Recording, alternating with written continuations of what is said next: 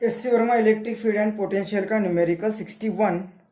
Two charged particles having equal charges of 2 into 10 raised to minus 5 coulomb each are brought from infinity to within a separation of 10 centimeter. Find the increase in electric potential energy during the process. तो इस numerical में दो charges, पहले वो infinity में था, कोई उनमें इंटरेक्शन नहीं होगा, और वो इन्फिनिटी से दोनों चार्जेस को ड्रैग करके नज़दीक नज़दीक लाया, और वो नज़दीक ला के 10 सेंटीमीटर हम उसे होल्ड करके रख रहे हैं. दोनों पे सेम चार्जेस है तो दोनों एक दूसरे को अपोजिट डायरेक्शन में फोर्स लगाएंगे, और इसलिए हमें पकड़ के रखना पड़ेगा.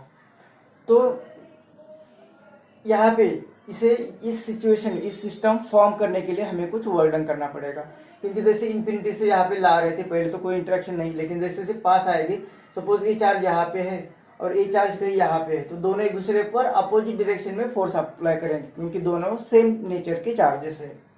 अपोजिट डायरेक्शन भी, तो अपोजिट फोर्स के बावजूद भी हमें उसे यहाँ से यहाँ तक ड्रैग करना है, मतलब हमें कुछ डिस्प्लेसमेंट dx करना है, और इसके लिए कुछ फोर्स अप्लाई करना पड़ेगा. और वो फोर्स कितना होगा, जितना ये फोर्स है एटलीस्ट उतना फोर्स तो अप्लाई करना पड़ेगा, उससे थोड़ा ज़्यादा और इतना कम ज़्यादा कि जिसके कारण वो उसे मोशन नहीं आएगी, मतलब काइनेटिक एनर्जी नहीं आएगी. इतना स्मॉल डिस्टेंस हमें ड्रैग करना है.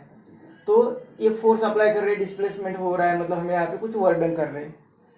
फिर यहाँ से फिर नेक्स्ट ड्रैग करना है, तो सेम डिस्प्लेसमेंट भी लिया, तो यहाँ पे फोर्स अलग होगा, मतलब वर्क डन यहाँ पे अलग होगा.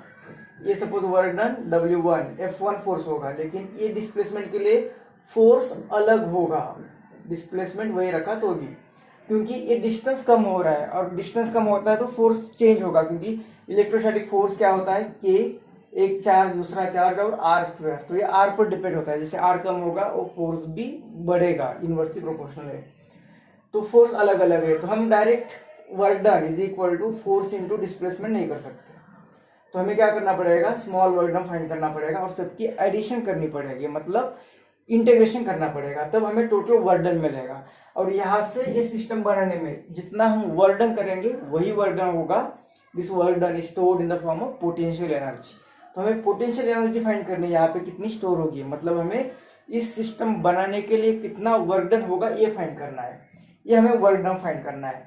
और work done is equal to क्या होगा, ये होता है फोर्स इनटू डिस्प्लेसमेंट, ये स्मॉल डिस्प्लेसमेंट, लेकिन एक जगह का work done, small work done उनका इंटीग्रेशन लेना है. ये होगा इंटीग्रेशन, स्मॉल वर्क डन का इंटीग्रेशन. और ये कहाँ से लेना है, तो इन्फिनिटी टू 10 डिस्टेंस 10 मीटर तक नहीं आता तब तक. इसमें वैल्यू पुट करेंगे फोर्स, तो ये फोर्स कौन अप्लाई कर रहा है, तो दो चार्जेस के बीच का फोर्स, मतलब इलेक्ट्रोस्टैटिक फोर्स, ये कितना आएगा, F is equal to integration of force की वैल्यू होती है K Q, और दूसरा चार्ज भी Q ही है, Q इंटू Q, और ये R स्क्वायर, ये होता है फोर्स की वैल्यू इंटू dx. तो ये यहाँ पे R लिखा, तो ये dr लिख देते हैं. अब तो x की जगह पे R लेते हैं, और ये इन्फिनिटी टू 10. अब इसका इंटीग्रेशन, K कांस्टेंट है, दोनों चार्जेस भी उनका मैग्नीट्यूड चेंज नहीं हो रहा है, सिर्फ ये डिस्टेंस चेंज हो रहा है, तो उसे बाहर लेते हैं. तो ये work done is equal to K Q square और इंटीग्रेशन 0 to 10 और 1 अपॉन R स्क्वायर dr. अब इसका इंटीग्रेशन लेना है, ये R स्क्वायर को ऊपर लेके रखते हैं, तो work done is equal to K Q square, ये R स्क्वायर को इंटीग्रेशन में 0 to 10, और ये आएगा R माइनस 2 dr. इसे इस तरह से इसलिए लिखा ताकि हम ये integration x raise to n is equal to x raise to n plus 1 upon n plus 1 ये फॉर्मूला यूज कर सकते हैं. तो यहाँ पे n की जगह पे -2 होगा, तो ये work done is equal to K Q square. अब इसका इंटीग्रेशन क्या आएगा, x की जगह पे r और n की जगह पे -2 प्लस 1 -1, और ये -1 और 0 to 10, मतलब ये work done is equal to K Q square, और ये -1 और ये R रेज टू -1, मतलब ये आएगा 1 अपॉन R, ये आएगा 1 अपॉन R. और इसके लिमिट्स, तो ये work done is equal to minus K Q square. अब वैल्यू पुट कर देते, तो के की वैल्यू 9 इंटू 10⁹, क्यू की वैल्यू ये माइनस है,